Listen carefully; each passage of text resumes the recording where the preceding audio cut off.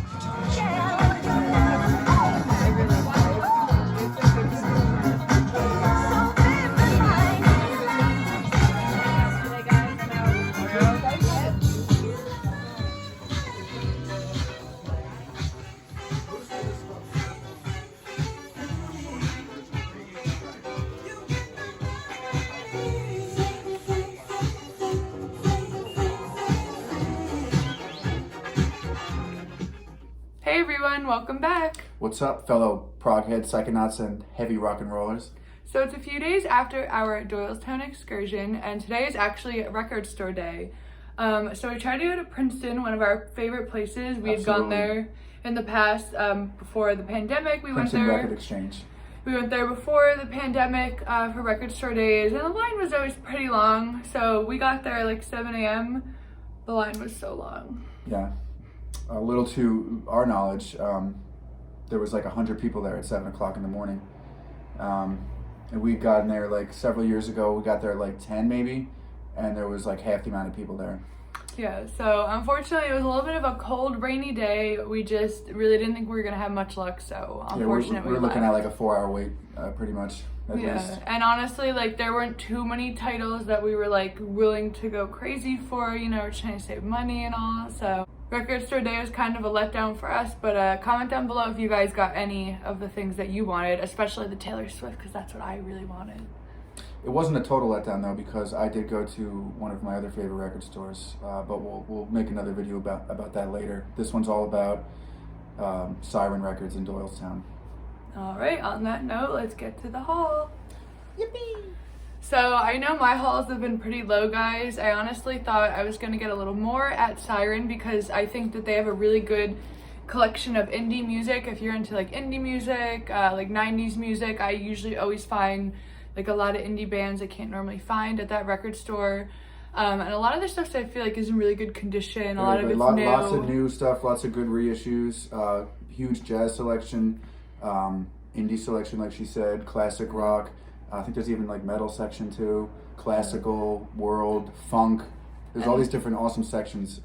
And the cool place about that too is tell them about the discount. Like when you do it. Yeah, every $200 you spend, you get 25% off your next purchase, which is you buy as many records as I do, we do, then that's pretty good money that you're saving right there.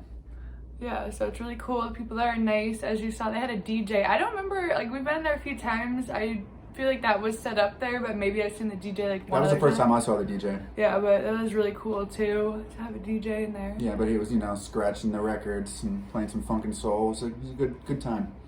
But I did get one album that I actually didn't have yet, and it's First Aid Kit, The Lion's Roar. This is a pretty early one from 2012. This is one band I really want to see live that I haven't seen live yet. And yeah, I really like that. Great band. She got me into these guys. Yeah, he really likes them. These gals, it's all girls, right? Yeah, it's just the two girls. Yeah. Country folk. A lot of people say Emmylou Harris is a major influence. They kind of love that kind of sound. Harris, so. Great stuff. Yep, at least I feel like country folk. Definitely check them out. They're awesome vocalists, so good. Yeah, great band. All right, on to Ryan's haul. All right, guys. I'm gonna start off with my record that I have displayed back here for you guys. It's called The Attack of the Spinning Baby Arms. Just kidding, haha. That's what Caitlin here thinks it looks I like. feel like it freaked me out when he always asks me his weird album covers, and he's like, that's gonna be our next video, is like weirdest album covers Strange we own. album covers. But this one, I was like, it makes me think of like amputated baby arms. I don't like it, but I haven't wasn't listened to digging it yet that with vibe. him. I think that threw her off from even wanting to check it out, but No, I still will check it out. Just sorry to this band if you're really good. Anyway, Embryo, Opal, Krautrock masterpiece from 1970. Super highly mega influential album in this entire genre. Jazz rock, psychedelic, real weird stuff going on here. Great album. All right, guys. Next up, we have Cycle with Cosmic Clouds is the name of the album. It's actually a double album. It's got their first LP that they released. Don't think there's a name. Oh, self-titled. So just called Cycle. Originally released in 1971 as a private pressing of only 99 copies. So it's great to have this reissued. And it also has their second album, recorded in 1973, previously unreleased. Heavy, hard, psychedelic, stoner rock, progressive rock, space rock thrown in there. Was this expensive? Some psychedelic guitar effects. This one wasn't too bad. This one was around like 30 or 40, I'd say. Nice. It's a good deal. But if you like that kind of stuff, it's great. Absolutely highly recommended. You've Got the Ticket to Ride. That's a cool The album Brain cover. Ticket, that is. Great album cover. You can tell by the cover pretty much what's going on with this one. Very psychedelic, trippy. And again, another Krautrock masterpiece, 1971. Brain Ticket. Cottonwood Hill is the name of the album.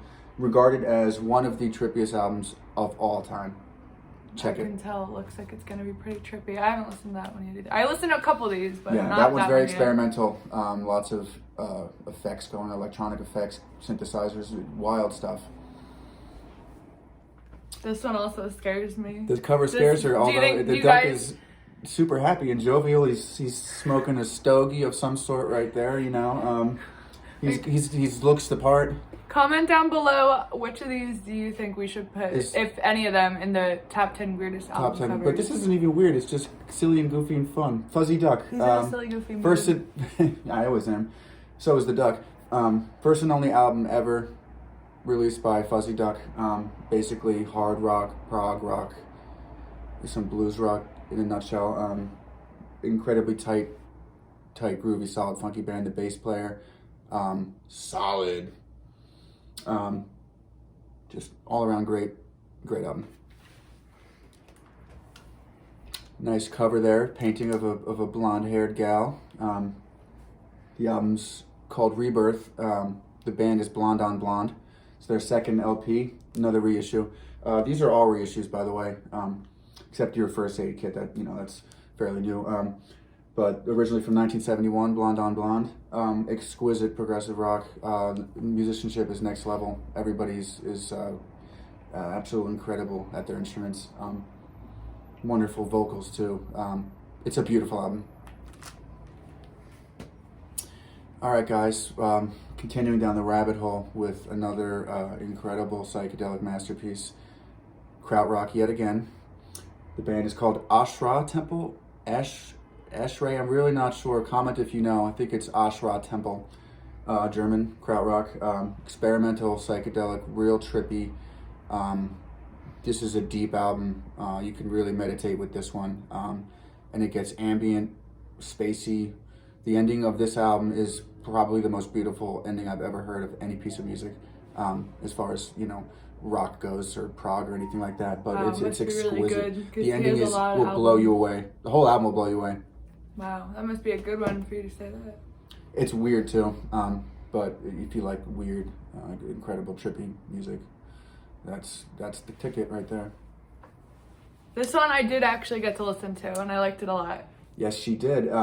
I'm actually surprised she liked it because of what the album's about. It's called Sacrifice. That's the name of the album, and the band is Black Widow. It's their first album, 1970. Again, another reissue. But 1970, it's basically occult progressive rock with satanic themes throughout. Incredible. There was a little weird lyrics, not unique. gonna lie, but I really did like the The musical lyrics part of it. are wild, but it's also like, if you're into the Satanism for what it really is, check it out. Hopefully we're it's not one of the summoning most demons. I don't think so, but it's one of the most unique albums I've ever heard. A breakthrough in music. I mean, Definitely is unique. helped. I mean, inspire countless bands after this. I mean, were some before this, like Witch's Coven. I think I'm not too familiar with them, but that they were from like the late '60s. But in terms of prog infused with the occult, this is incredible masterpiece. Check it. Okay guys, so that's it for this haul. Thank you so much for all the views, the new subscribers. Much appreciated. Thank you. Like I said in my last video, it was a rough couple weeks for us. We had horrible allergies. Springtime in the Northeast is so bad. If you live around here, you know. Yeah, but we're really excited for summer, to go out and have some adventures. Hopefully also take you guys to some concerts. That would be fun. Yeah, like, make sure you guys give this video a like and subscribe. Thank you so much. Bye, guys. Peace out, all you groovy cats.